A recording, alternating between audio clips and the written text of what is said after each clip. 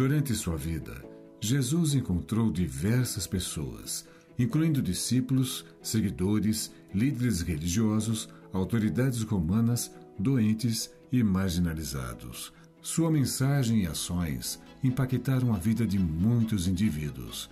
No programa Tati e Elas de hoje, vamos falar sobre os encontros pessoais de Jesus em sua passagem pela Terra. Fique ligado. Tati e Elas com Tatiele Melo.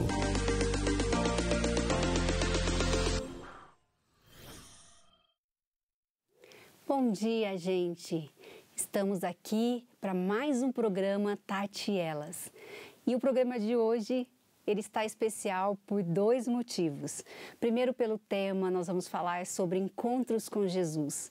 E o nosso desejo, meu como de toda a equipe, é que esse tema aqueça o seu coração, traga para você conforto, convicção e muita, muita alegria.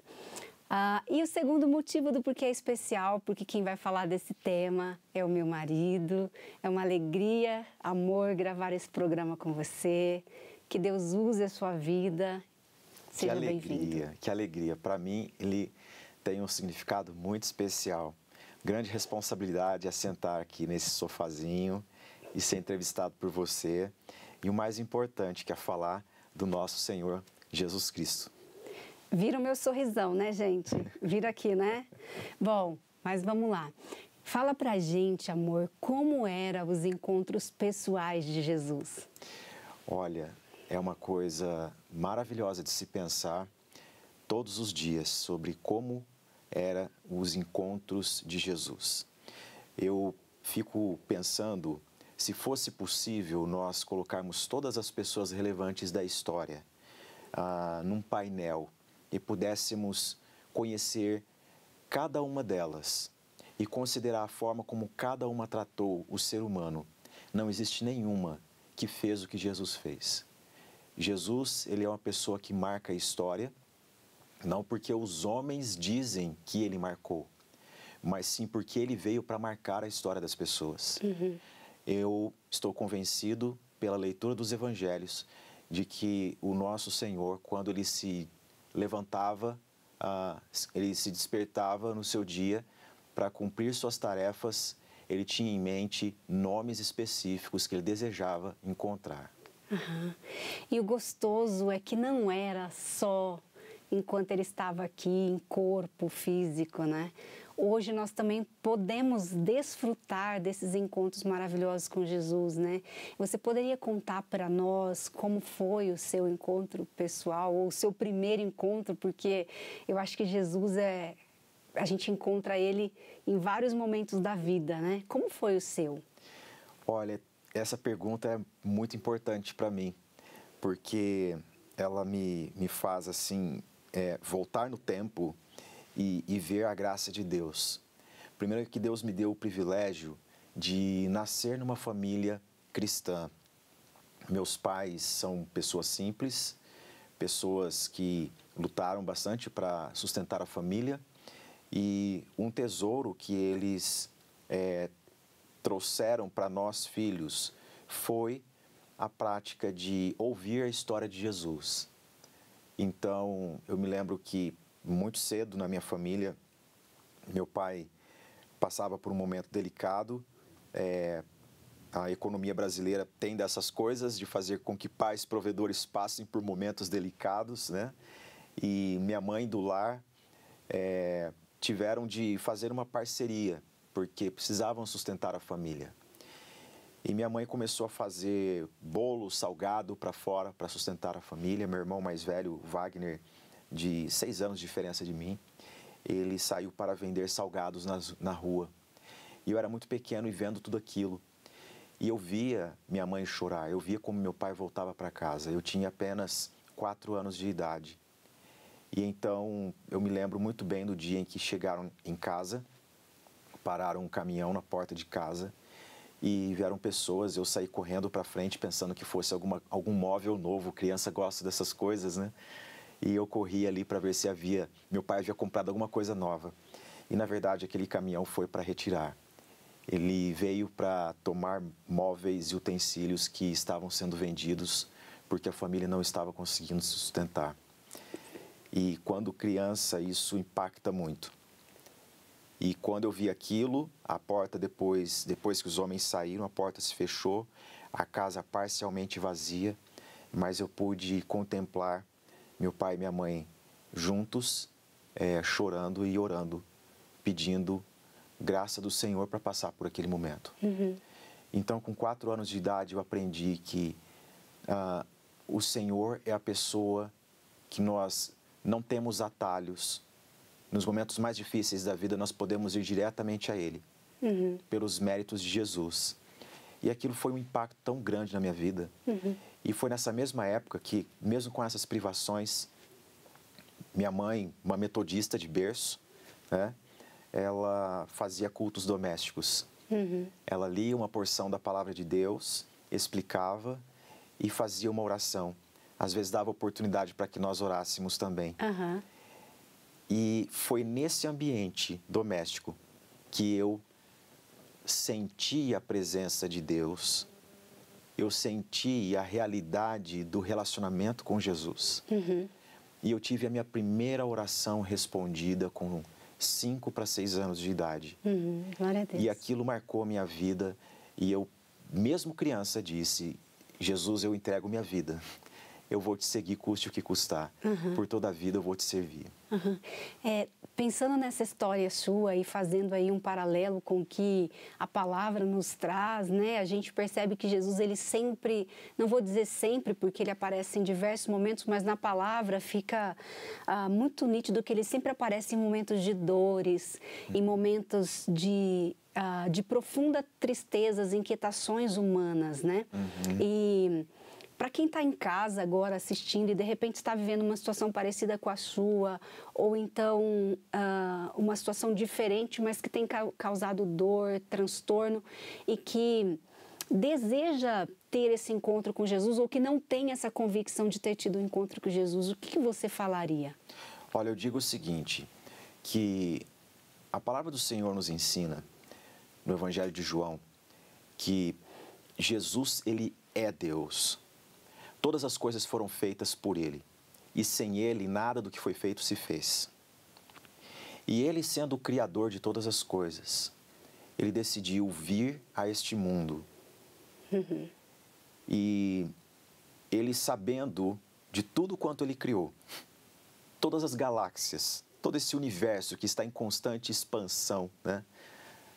Não é minha seara, mas eu fico imaginando como que é estudar esse espaço, esse cosmos, tudo isso.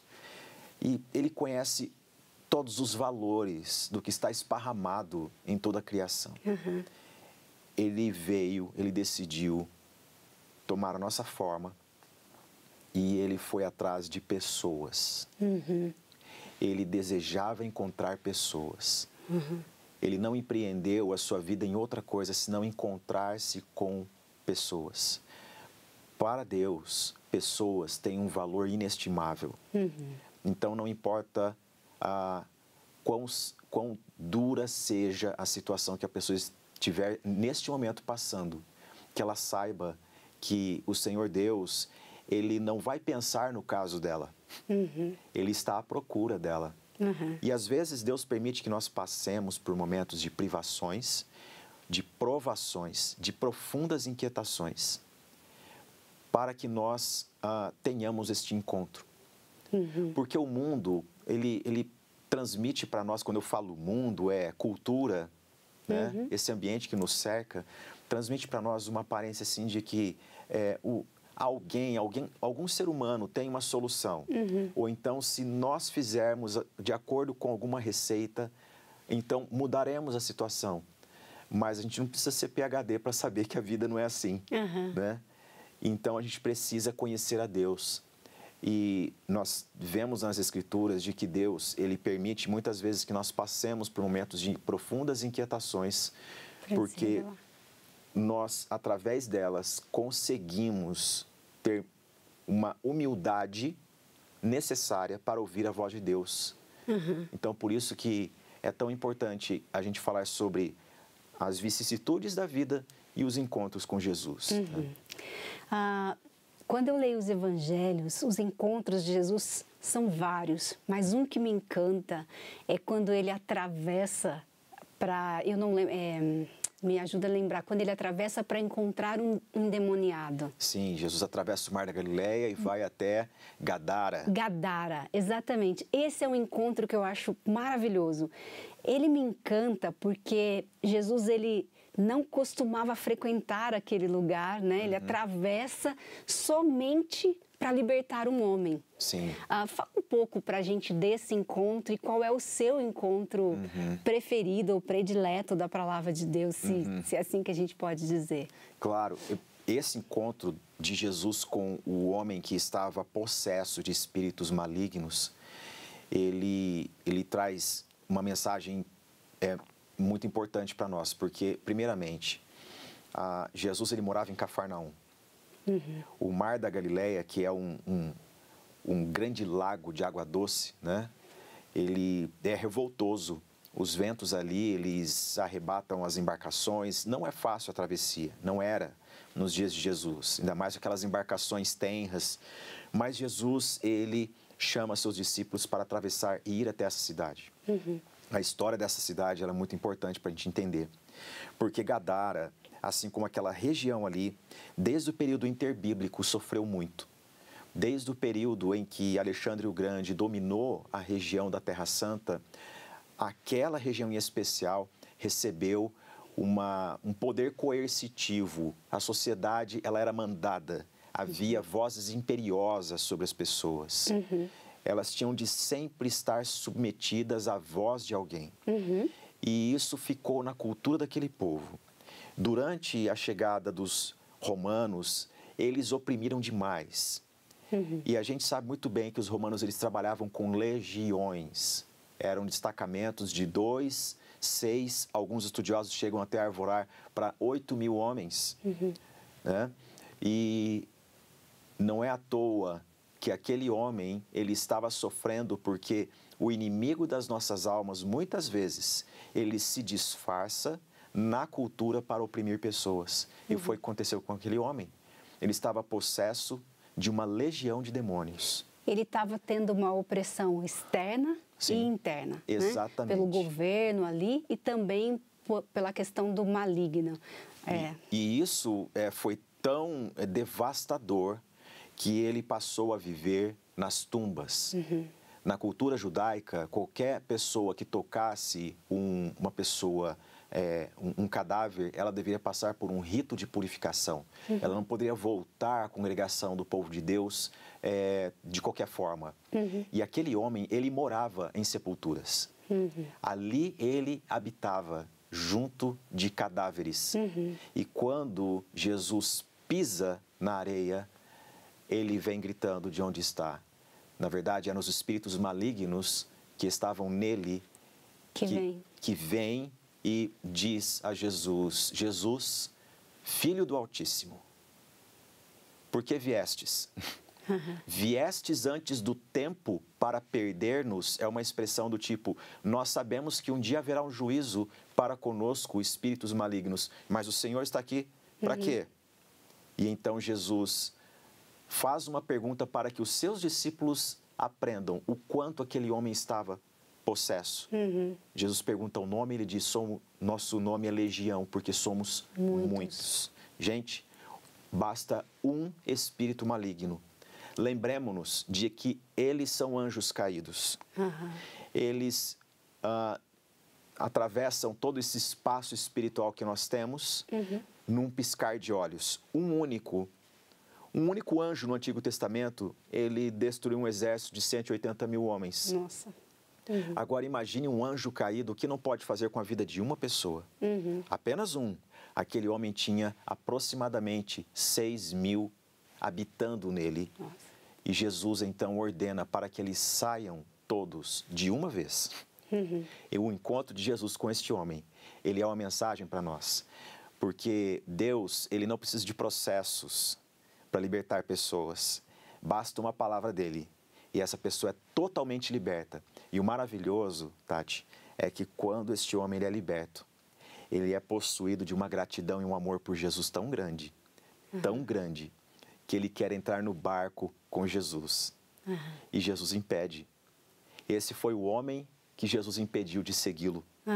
Jesus disse: volta para a tua casa e fale para a tua família o que Deus fez com você. Gente, que coisa linda, né? Sabendo os detalhes, você fica ainda mais comovido em pensar que Jesus ele se desloca de um local, passa ali por dificuldades na embarcação para resgatar um único homem e que aparentemente as pessoas podiam desprezar. Mas Jesus via além do externo, via o quanto esse homem estava opresso, oprimido, angustiado. E talvez você em casa também esteja angustiado. E essa mensagem é para você. Jesus, com o poder da sua palavra, pode sim libertar você dessa angústia, de tudo que você está experimentando, porque Ele é o nosso Salvador e nós temos vários relatos assim. E uma das histórias que também me encanta e eu acho que vai gerar esperança em você que está em casa é a de Jairo. Porque Jairo, ele vai e intercede pela filha, né? Sim. Então, fala um pouquinho para a gente dessa história, e porque há muitas pessoas que estão em casa e têm maridos, filhos que abandonaram o caminho do Senhor. Eu sei que ali ele está pedindo a cura física, né? Mas vamos trabalhar com esse encontro de Jesus com Jairo. Eu me lembrei que eu estou te devendo uma resposta. Você perguntou do meu encontro também. Exato! Que eu lembro e que me edifica. Ele contou, né, gente? Mas não falou do dele em si, né? Mas pode falar. Vamos para Jairo, aí eu volto nesse encontro que está na minha cabeça aqui, que está me edificando bastante durante esses dias. Ok. Né? Jairo, a Bíblia nos ensina de que ele era um dos principais da religião judaica onde ele morava. Porque nos dias do Senhor Jesus, para haver uma sinagoga, era necessário que houvesse naquela comunidade pelo menos 10 homens justos, homens íntegros, segundo a lei de Deus. Jairo era um desses. E Jairo, ele era o principal daquela sinagoga. E ele, conhecendo a lei de Deus, sabendo dos preceitos do Senhor, ele confia no Senhor Jesus. A sua filha está doente mortalmente. E ele então vai até Jesus e pede para que Jesus venha curar a sua filha. E ele usa essa expressão: minha filhinha está prestes a morrer. Venha, impõe as suas mãos sobre ela e ela será curada. E Jesus atendeu o clamor dele. Eu disse agora do endemoniado de Gadara que foi um homem que Jesus impediu de segui-lo, porque seguir Jesus também é voltar para casa e dar testemunho de Jesus. Anunciar, né? Aqueles que a gente ama. Exatamente. Que nós encontramos. Eu encontrei, olha como eu estou liberto. E agora, Jairo, ele entra na história como uma pessoa a quem Jesus seguiu. E ele, no caminho, eu fico imaginando a conversa de Jesus com Jairo. Jairo, tudo vai ficar bem, Jairo. Porque um pai com uma filha doente fica muito angustiado. E ela tinha apenas 12 anos. 12 anos era a idade em que uma menina, ela passava para o momento em que o pai e a mãe já começavam a planejar o casamento dela. Então, a mensagem aí, ela é pungente, porque é como se o sonho de toda uma família viesse à bancarrota. Mas no caminho, enquanto Jesus está se dirigindo à casa de Jairo, uma outra mulher que sofria há 12 anos, ela toca o manto do Senhor Jesus. E a palavra do Senhor nos ensina de que ela vem de uma forma como que rastejando, porque ela se considera indigna, ela sofria de fluxo de sangue, gastou todos os seus recursos com os médicos, eles não puderam estancar a hemorragia. É muito tempo de sofrimento, né? 12 anos. 12 anos de uma hemorragia. É como se a vida estivesse esvaindo dessa mulher e não parasse. E então ela crê no Senhor Jesus e ela pensa: se eu ao menos tocar na vestimenta dele. Gente, não é a vestimenta de Jesus, não é um tecido que cura, é a fé. Ela então vai até o Senhor Jesus e o Senhor Jesus sente o coração daquela mulher. Quem me tocou? Porque de mim saiu virtude. E E isso tudo acontece no caminho da casa de Jairo. Quando Jesus diz isso, os discípulos falam, mas Senhor, todos te tocam, a multidão te oprime. Né? Como nós vamos saber, Como né? nós vamos saber? Quem foi? E então essa mulher, ela se posta diante do Senhor e diz, Senhor, fui eu. Esse encontro ele deve ser lembrado porque Jesus estava de costas. E eu gosto de pensar neste encontro em que Jesus está de costas e a pessoa vem até ele e toca ele de coração. Uhum. E o texto sagrado nos diz que ela lhe contou tudo. E ele disse, filha, a tua fé te salvou, vai-te em paz. Essa mulher sofria de hemorragia por quê? Será que ela tentou um aborto? Será que ela foi violentada sexualmente? Será que era uma doença irremediável? Não sabemos se era uma fatalidade, se era da natureza, se era um pecado, mas o fato é, ela contou tudo ao Senhor Jesus. Houve cura no físico, houve cura na alma. Uhum. E Jairo está ao lado vendo tudo isso. Uhum.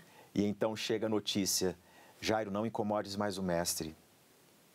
A sua filhinha já partiu. Uhum. E Jesus é a pessoa que responde àqueles que chegam tentavam com essa notícia, né? frustrar esta jornada até a casa de Jairo. Jesus diz, não temas, não temas, né? Crê somente. É o que Jesus disse para Jairo. Eu fico imaginando Jairo caminhando e chorando, sabendo que o corpo da sua filha o espera. Há lamento na casa dele. Mas essa voz fica ecoando, não temas, crê somente. Quando Jesus entra, Jesus separa aquelas pessoas que estão lamuriando a morte dela, daquelas que estão descrentes, e ele adentra o recinto onde a menina está, e ele traz ela de volta à vida. E Deus é glorificado naquela casa.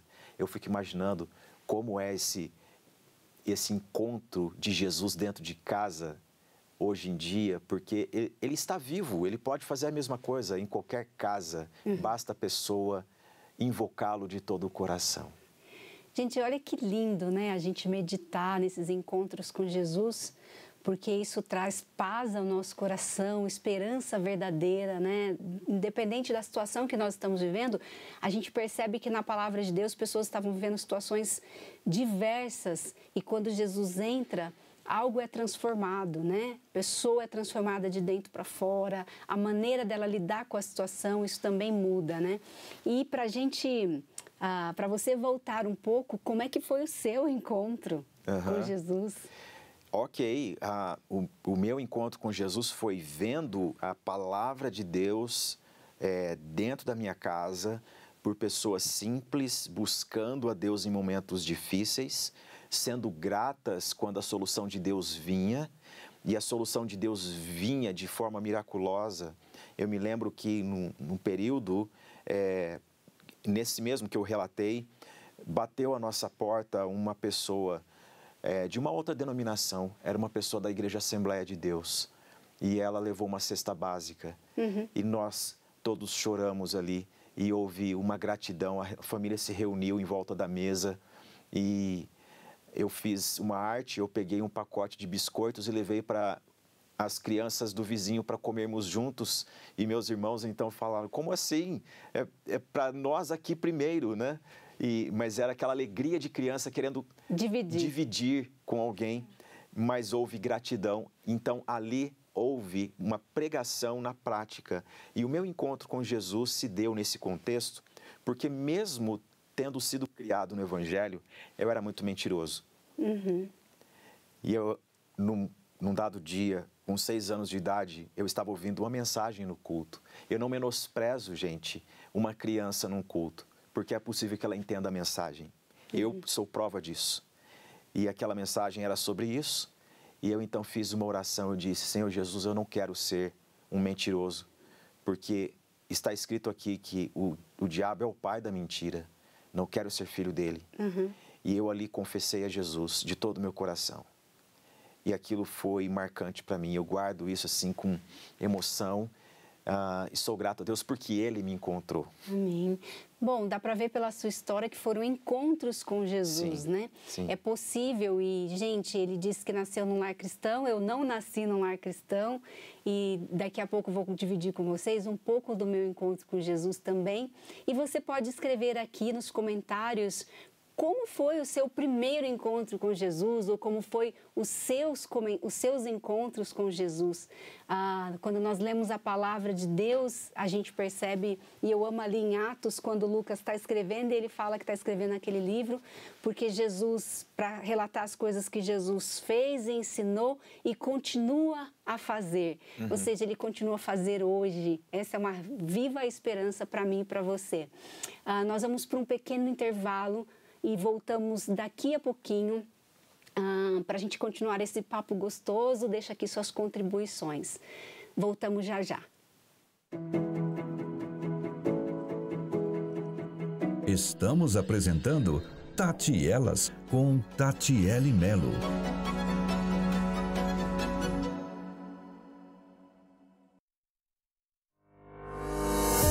Para ajudar você a crescer na graça e no conhecimento de nosso Senhor e Salvador Jesus Cristo, nos 7 dias da semana, conheça a Telmídia. Uma plataforma de vídeos com diversos cursos, palestras, filmes, séries, documentários, música e desenhos animados para toda a família. Assista no seu computador, celular, tablet e até na TV. Acesse pelo site telmedia.com e faça uma inscrição gratuita. Telmídia.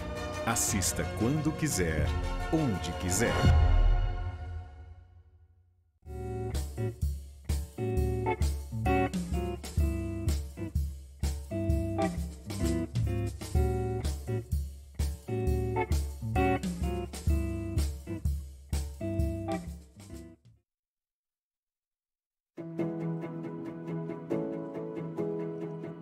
Estamos apresentando Tati Elas com Tatiele Melo.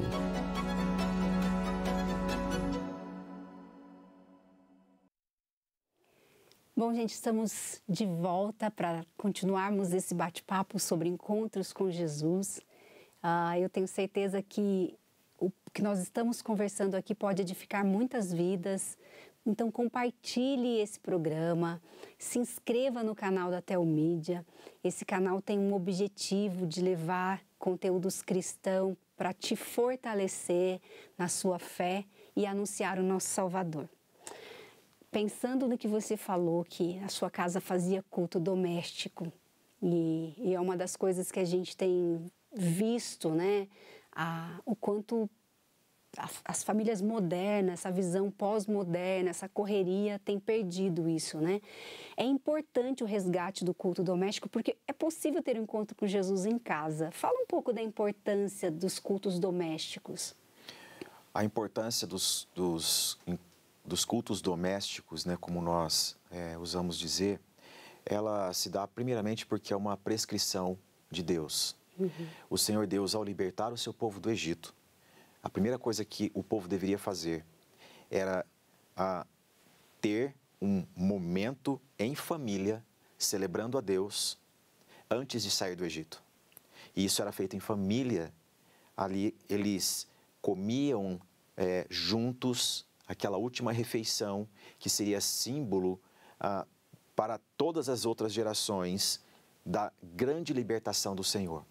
Imagine só um povo que ficou 430 anos como escravos no Egito. Agora Deus decide libertá-los, mas Deus fala, vocês vão primeiro reunir a família. Primeiro vão reunir a família. E o Senhor Deus, Ele prescreve isso. Quando o povo caminha rumo à terra prometida, o Senhor lhes ensina também a importância da família. Tanto é que a narrativa que nós temos de Êxodo a Deuteronômio, ela enfoca muito essa questão da casa de tal pessoa, a família de, né?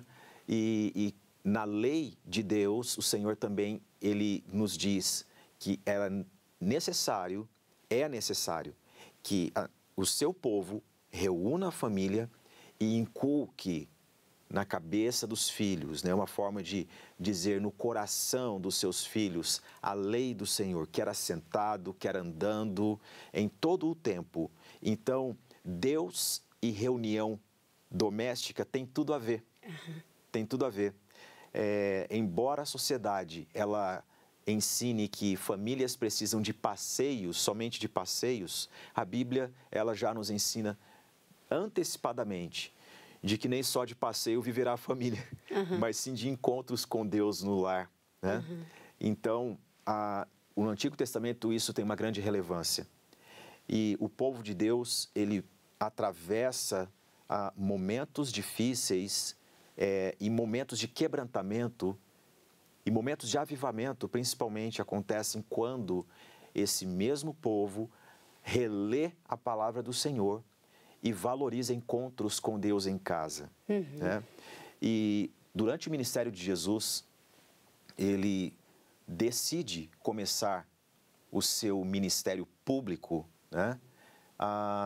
Num ambiente doméstico, numa festa de casamento, e isso foi em Caná da Galileia. Numa festa de casamento, Jesus decide manifestar a glória de Deus ali. Então, com esse ensinamento, nós devemos trazer para os nossos dias isso. Deus se importa com o ambiente da minha casa. E Deus aceita aquilo que eu consagro a Ele de coração, de acordo com a sua santidade e aquilo que é para o louvor da sua glória. Uma casa, um ambiente consagrado a Deus, Ele aceita. Ele aceita. Eu me lembro que eu conversava certa vez com uma velha, uma pessoa de vasta experiência na caminhada com Deus, e ela dizia assim: eu consagrei cada cômodo da minha casa. Eu entendi a mensagem dela. E ela falava isso com gratidão a Deus. Ela queria dizer, eu sinto a presença de Deus na minha casa. Jesus valorizava isso. Jesus teve um ministério doméstico. Né? Gente, pensando nessa questão da casa, uma coisa que marca para mim também, assim, vários encontros que eu tive com Jesus, é no culto.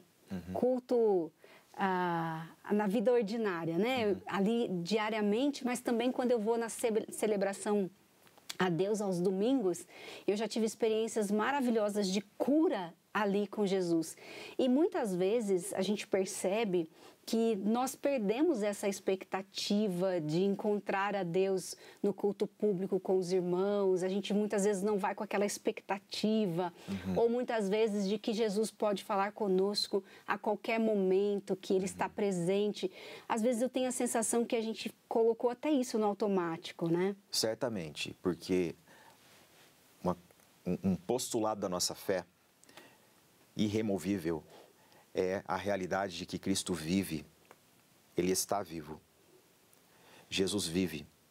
Eu gosto de fazer esse exercício com todas as pessoas.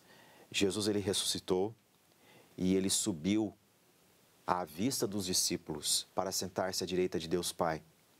Mas Jesus apareceu a Saulo de Tarso no caminho entre Jerusalém e Damasco. Quando Paulo estava sofrendo para plantar a igreja em Corinto, Jesus apareceu para ele ali também. Será que Jesus ele ficou reduzido apenas ao passado? Não, Ele é o eterno, Ele vive para sempre. Nós temos relatos de conversões, hoje em dia, de pessoas, como acontece na Síria, soldados do Estado Islâmico, eles decidem por Jesus porque, inexplicavelmente, eles sonham com Jesus. É uma coisa inexplicável. Alguém pode dizer, isso é misticismo. Não é. Basta a gente ver as boas notícias do que o Evangelho está fazendo ao redor do mundo. Jesus continua a fazer as mesmas coisas, a ensinar e a pregar o reino de Deus, e Ele faz isso através da sua igreja também. E a questão da presença de Jesus nos nossos dias, ela norteia todas as coisas. Uma vida cristã que não leva a sério o fato da ressurreição de Jesus, ela fica insípida. E eu me lembro aqui da experiência de um autor muito conhecido, que é C.S. Lewis. O C.S. Lewis, ele um gênio da literatura cristã, né? Considerado o maior autor cristão do século passado, ele narra num dos seus livros que teve um momento de frieza espiritual. Uhum. E naquele momento de frieza espiritual, ele estava assim pensando, igreja, né? Eu conheço todo mundo, sei do pecado de todo mundo, eles sabem dos meus também.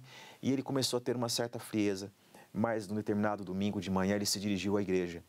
E a igreja não estava cheia.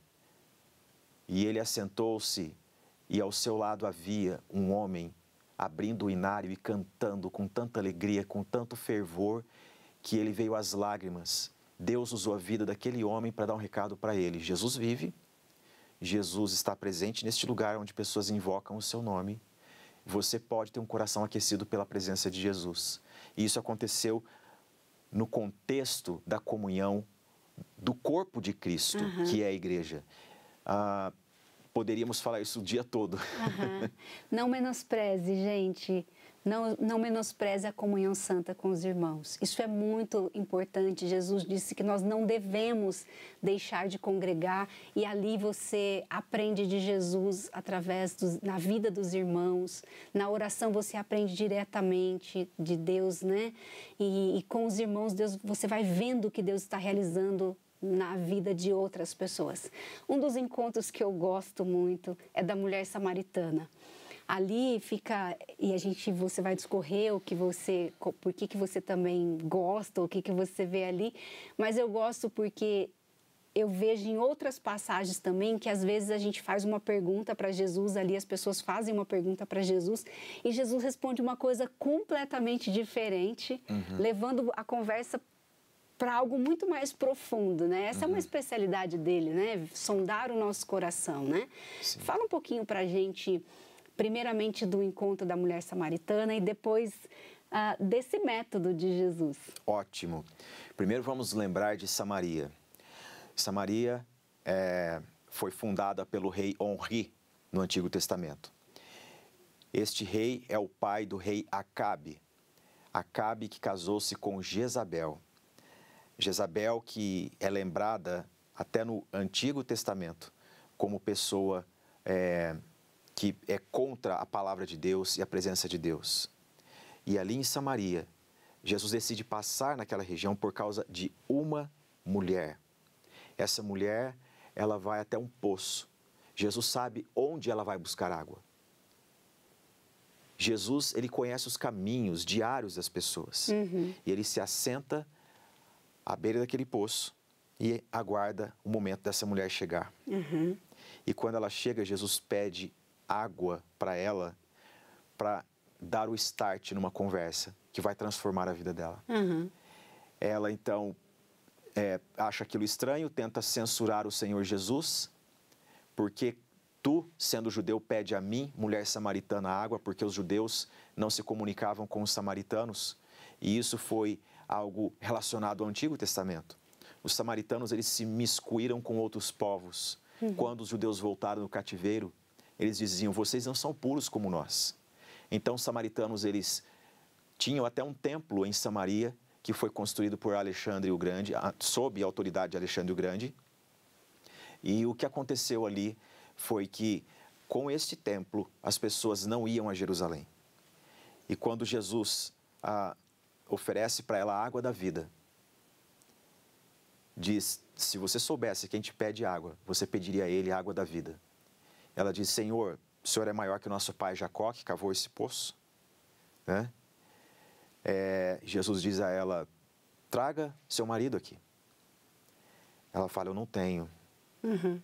Jesus diz, bem disseste, porque você teve 5 e o que você tem não é seu.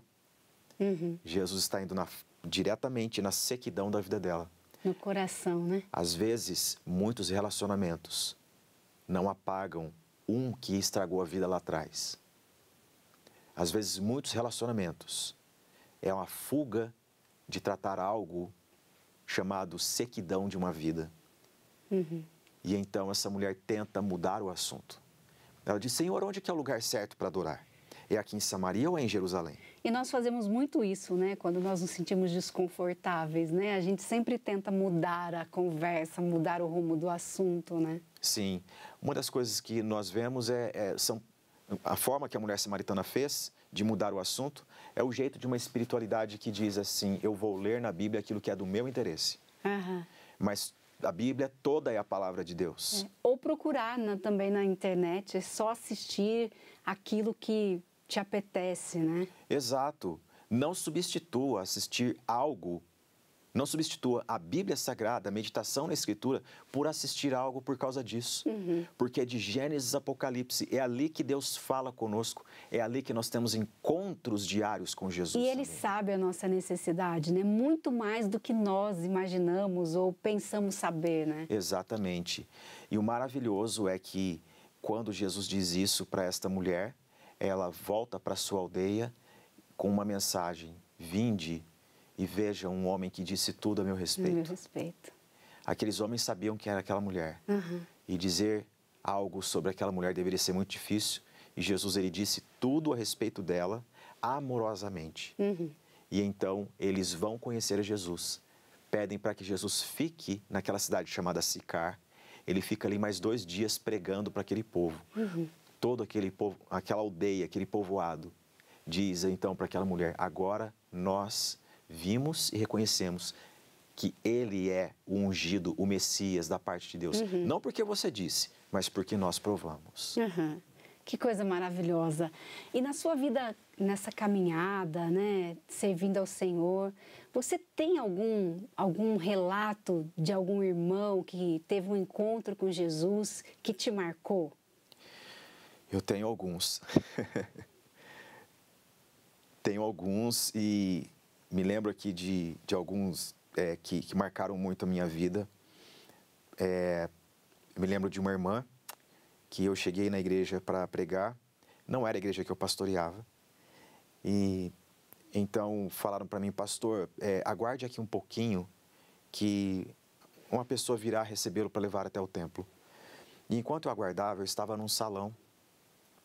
Era um salão cheio de mulheres. E elas estavam ali, aquele ministério com mulheres, elas estavam fazendo artesanato e tantas coisas.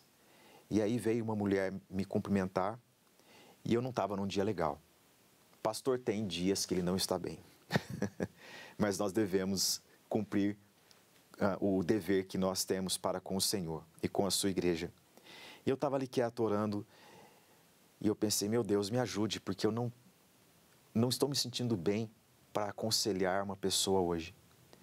E ela sentou-se do meu lado e ela começou a conversa.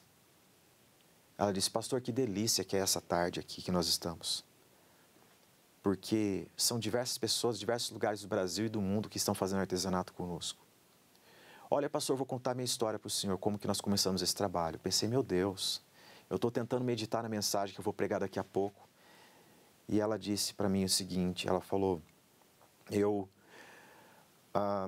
depois de muitos anos de casada, com uma filha por volta dos 20 anos, meu marido sentiu dores e recebeu o diagnóstico de um câncer avançado e não tínhamos o que fazer. O médico havia dado para ele uns 6 meses de vida no máximo. E chegamos em casa, oramos e tentamos buscar conforto no Senhor. Mas alguns dias depois, a minha filha cometeu suicídio porque ela disse: eu não suporto perder alguém antes de mim. E as lágrimas rolaram no rosto daquela mulher e no meu também. Ela disse: pastor, eu perdi minha filha. Eu sepultei minha filha e no dia seguinte eu sepultei o meu marido. E eu voltei para casa e eu comecei a flertar com o suicídio também. E era como se eu ouvisse uma voz dizendo: faça o mesmo, seu problema vai acabar. E no momento em que eu fui à sacada do prédio para pular, a minha porta abriu rapidamente e era minha vizinha de apartamento. E ela disse: Maria, fiz um bolo e eu estou sozinha em casa e eu não queria comer ele sozinho. Eu queria repartir com você esse bolo. E naquele momento, aquela mulher que estava ameaçando pular da sacada, ela voltou em lágrimas e ela falou: aquele foi o bolo mais gostoso que eu comi na minha vida, porque Jesus estava naquela mesa. E a paz de Deus invadiu meu coração. Eu tive conforto naquele momento da partida da minha filha e do meu esposo. E eu pensei, Senhor, como que eu vou viver? E foi como se eu ouvisse Jesus dizendo, faça o mesmo por outras pessoas. E eu fiz um bolo e trouxe aqui. E convidei mulheres da vizinhança para comer aquele pequeno pedaço de bolo que eu fiz.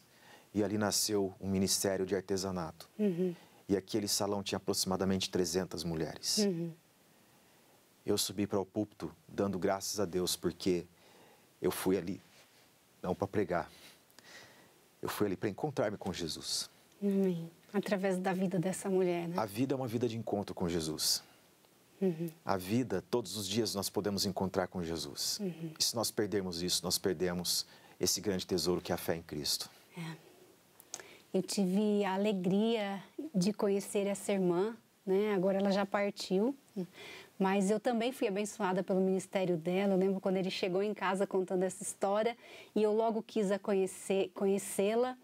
E, gente, ela se tornou uma mulher dedicada a apresentar Jesus através dos atos que ela realizava e a forma como ela vivia. Quando a gente pensa em encontro de Jesus, nós temos a possibilidade todos os dias de ter esse encontro com Jesus, porque Ele é o primeiro a ter esse desejo de nos encontrar. Eu gostaria que você deixasse uma mensagem para quem está em casa, ouvindo e dizendo assim, eu não tive um encontro com Jesus, eu percebo que o caminho, ou então tive um encontro lá atrás e hoje, depois de tanto caminhar, de tantas decepções, frustrações, eu meio que não consigo sentir mais essa presença de Jesus, não consigo ver mais Jesus nas pessoas. O que você falaria para essas pessoas? Olha, o que eu tenho a dizer a você é que Jesus veio para se encontrar com você. Ele não investiu o seu tempo construindo prédios como Herodes fazia nos seus dias. Jesus, ele gastou tempo com pessoas. Pessoas são queridas do Senhor Jesus. Ele deseja encontrar-se com você e revelar-se a você pessoalmente. Isso não precisa de uma visão espiritual. É maravilhoso quando Jesus ele se apresenta aos discípulos no caminho de Emaús, porque eles ouvem Jesus ressurreto dentre os mortos, andando com eles no caminho. Eles estavam indo para longe, quando a ordem era fiquem juntos, buscando a Deus em oração. E eles decidem voltar para Emaús. E quando eles ouvem a palavra de Deus, eles convidam Jesus para entrar em casa.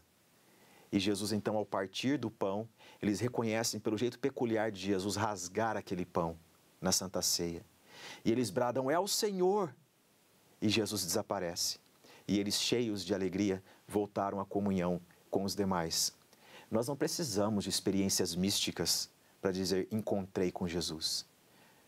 É isso que a mensagem nos diz, porque Jesus ele não depende da fisicalidade, vou inventar essa palavra aqui. Ele se revela a nós ao longo da vida para que nós tenhamos uma vida de encontros com Jesus. A palavra de Deus nos diz que a fala de Jesus para pessoas cansadas, feridas, cansadas da religião, feridas com a vida, pessoas que não suportavam o fardo da religiosidade, foi, vinde a mim, todos que estáis cansados e sobrecarregados, e eu vos aliviarei. Tomai sobre vós o meu jugo e aprendei de mim. E aprendei de mim que sou manso e humilde de coração, e achareis descanso para as vossas almas. Nossa alma precisa de descanso. Jesus é a pessoa que dá descanso para a nossa alma. A palavra do Senhor nos diz que todo aquele que invocar o nome do Senhor será salvo. Invocar é a voz de dentro clamando. Você pode clamar por Jesus nesse momento e Ele se revelar a você e você ser mais uma pessoa a contar na história quem é Jesus e o que Ele fez por você. Amém. E se você está nesse processo de cansaço, de bater em muitas portas, que tal nessa manhã você decidir, né, conhecer esse Jesus através da sua palavra, através de pessoas que podem caminhar com você? Eu espero de todo o coração que esse programa tenha levado graça para a sua casa e tenha te despertado para o quanto é importante nós encontrarmos com Jesus diariamente.